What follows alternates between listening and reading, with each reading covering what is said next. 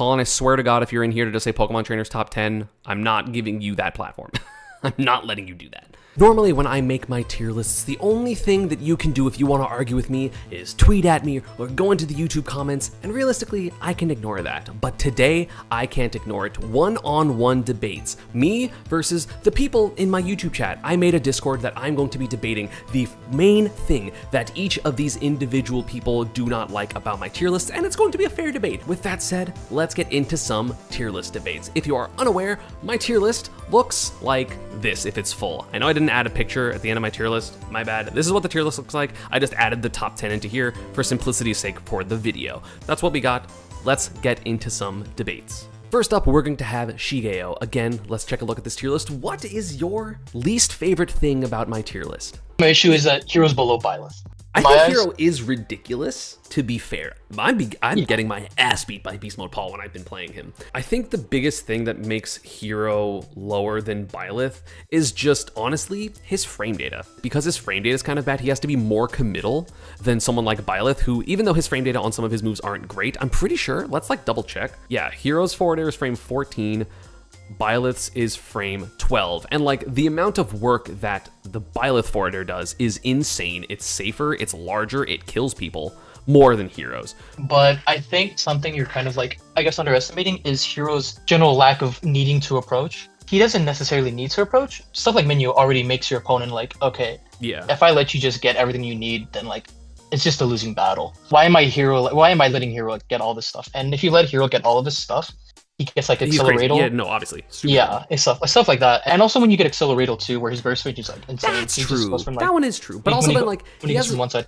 He has burst range in Accelerator, but then his frame data is so bad that like it's still relatively slow. Like yeah, again, his movement is fast and his burst range gets huge, but like it's still like reactable as opposed to like Byleth dash attack, which you're never reacting to at like the range it works. And Hero's boxing options I think are a lot better than what some people consider. I think his jab's annoying, and also his up B I think is underutilized. Preemptively using those stuff like that allows his like camping game to be significantly better, especially on like triplets where you just like throw up B, and if you get like hit, then he combos into like an up smash up tilt and you can die like 60. Yeah. If he has like Psycho or stuff like that. Town with Hero is messed up. That's a bad stage combination. I don't necessarily disagree with all the stuff you're saying because Hero is broken. He is, like, he's a very good character, but sometimes he's just not a good character randomly. Right, like he does very well versus all the, like I think when mostly I was talking about him in my tier list, I was very complimentary towards him because he does well versus all the zoners. He basically only loses to people that like out camp or like hella rush him down. Byleth has, up B edge guards, up B back air, up B down air, shield breaks, nair forward air off the stage, down throw back air. He has very consistent ways to cheese out early stocks, whereas Hero, you need your buffs.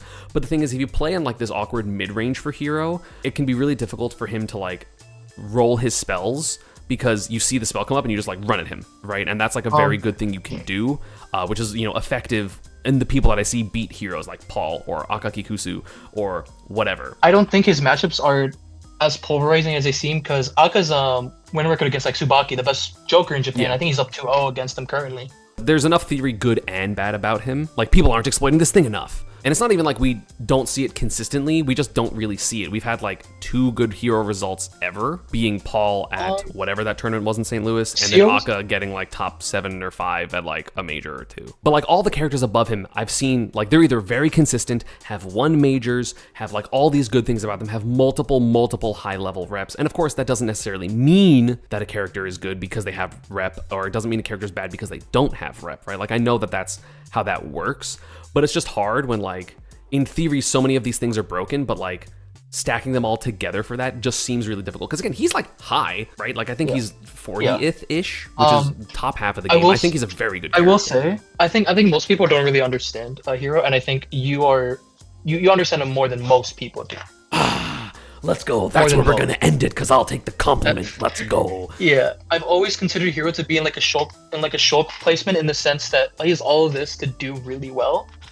But a lot of the player reps aren't executing properly. In theory, I think he's like a top 10 character in the game. But I think due to how difficult he is and how hard it can be to be consistent, I think your placement is pretty fair, all things considered.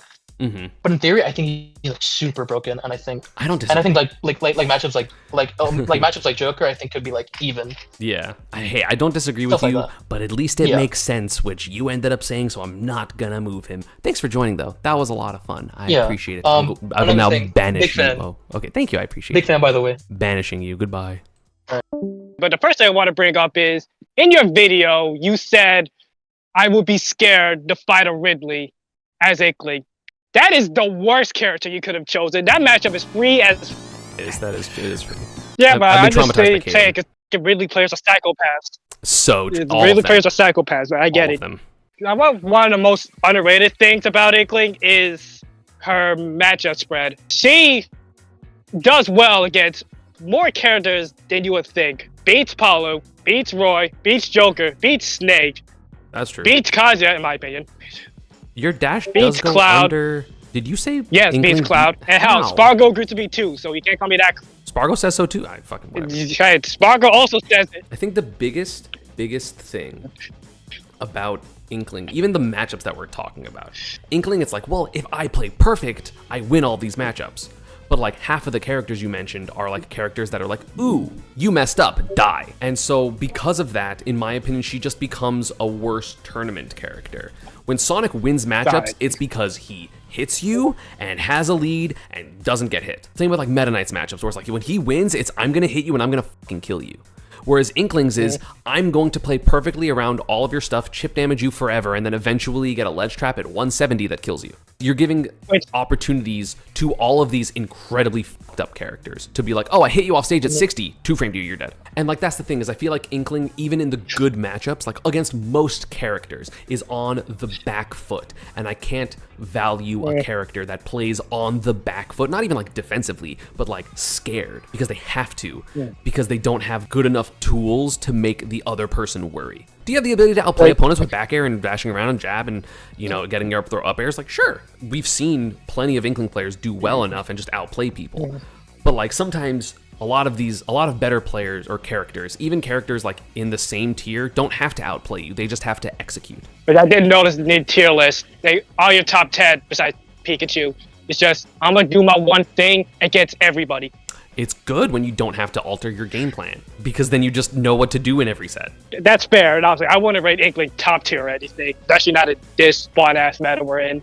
Yeah, so like if you were to just like pick up and drop Inkling somewhere on my tier list, where would they go? I'll drop them near, maybe I'll have one, but like near the Diddy Byleth level. I feel like no. Diddy and Inkling. Yes, what do you mean, no? Those characters control the game and then kill you. They ain't killing nobody, first of all.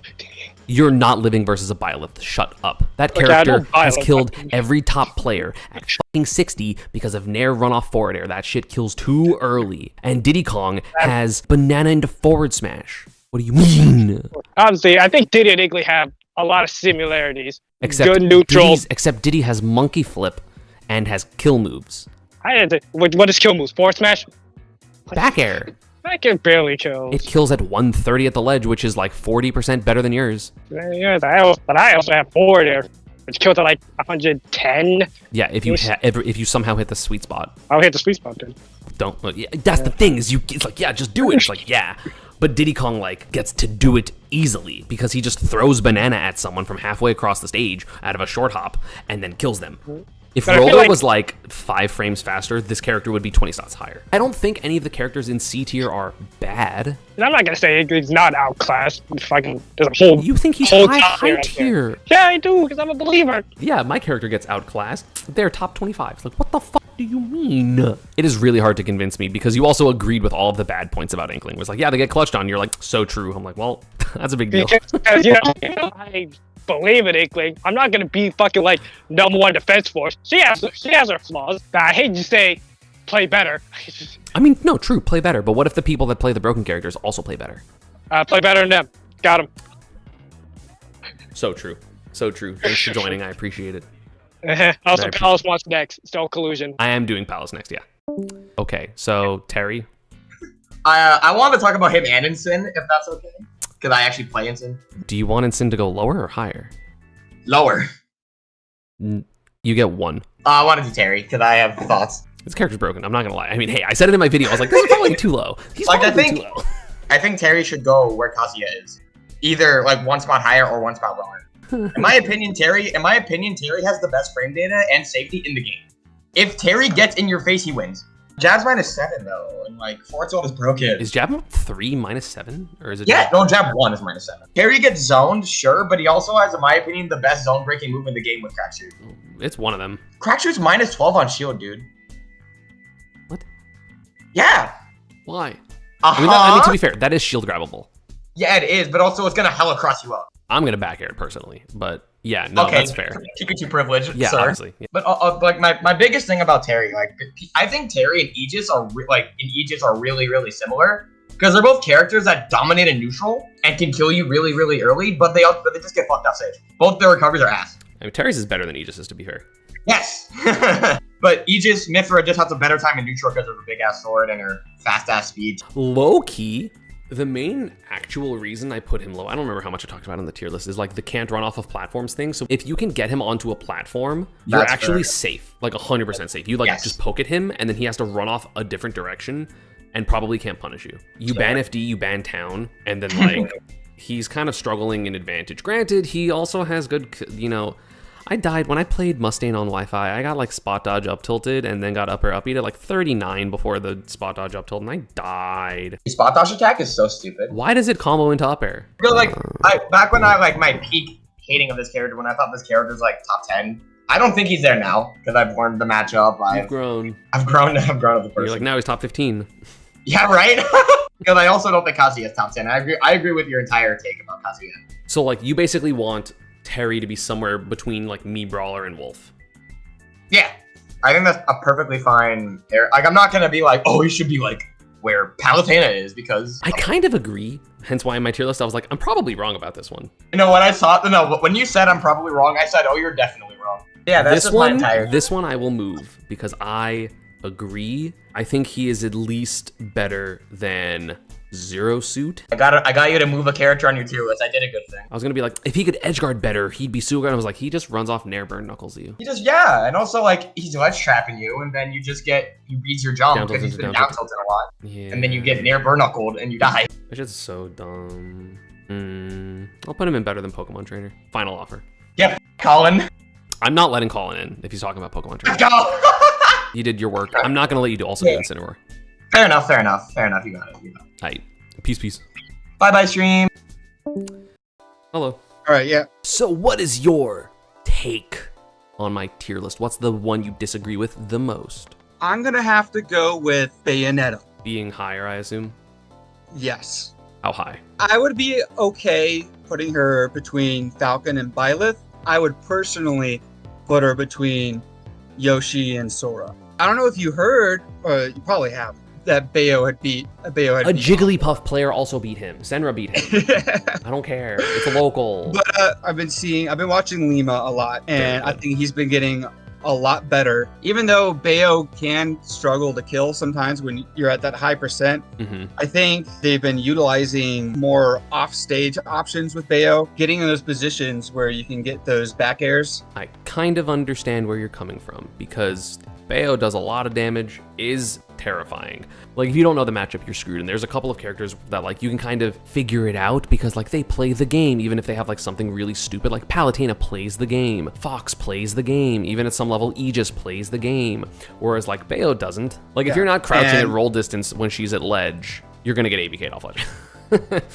Absolutely. I think where I'm coming from is that Lima and Bloom Forever, they've been sort of working on that aspect of Bayo, different ways to continue strings that don't go in the traditional way that you would think they would, and then building on that edge guard. Her edge guarding is like, very good. I think just as they get better and they get more comfortable playing at that higher level, I think we can see a change in the Bayo meta, similar to, I would say even similar to Zamba, where you're now starting to see Bayos enter top 8s a lot more frequently. And I think it's only a matter of time where, one of those top players sort of figures things out and starts winning tournaments. That piece of logic in terms of like the result is very good. Again, I don't necessarily care about results like that. Like Bayo's just a really weird spot because sometimes she looks so outclassed when people know what to do against her, but then sometimes she just like, it looks like she's just beating people for free. It's hard to tell if it's a matchup inexperience thing, if she's actually broken, if their SDI flowcharts aren't great. It's hard to know what it is, so I'm hesitant to move her in any one direction because it's like, well, you know, if I look at the results, like how good is the SDI of Akola, for example? Like I didn't watch the set. I don't know how well he was SDIing stuff, but he also got hit at like 20 and died off the top because he SDI'd a Bayo combo at like 10% up and kept SDIing up. Akola just needs to play the matchup a little bit more, and then we'll see things probably go back to where they were. We don't know. Bayo definitely has that factor where she can definitely cheese certain characters. Seeing Bayo take a set, well, technically in this case 2, off of Akola, it's not out of her capabilities. It's just whether or not she these kind of things consistently. Or like string them a bunch of wins together. Yes. She has that sort of higher ability to be played at a top level. Like better than Corrin at least type thing. She is better than some of these characters in B tier. I don't think Bayo being above Ryu versus above Olimar is like really that big of a difference. Because like all those characters are somewhere in like 8.4, 8.5, 8.6 in terms of how I was to rate them out of 10. I definitely know what you're saying. Bayo's it's just hard. It's always hard to tell like if people know the matchup. It's like the only reason I'm hesitating to move her, but I do understand all your points. Ultimate is one of those games where I've heard people say like the top like 10 is more like the top 20. Yeah, like all these characters are like really good. I now understand that Bayo isn't in necessarily a bad placement because Ultimate just has that many characters that are good. Those are my thoughts.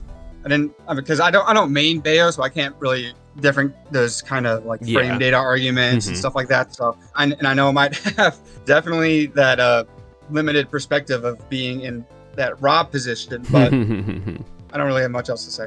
I mean, hey, that's honestly fair point. Again, I agree.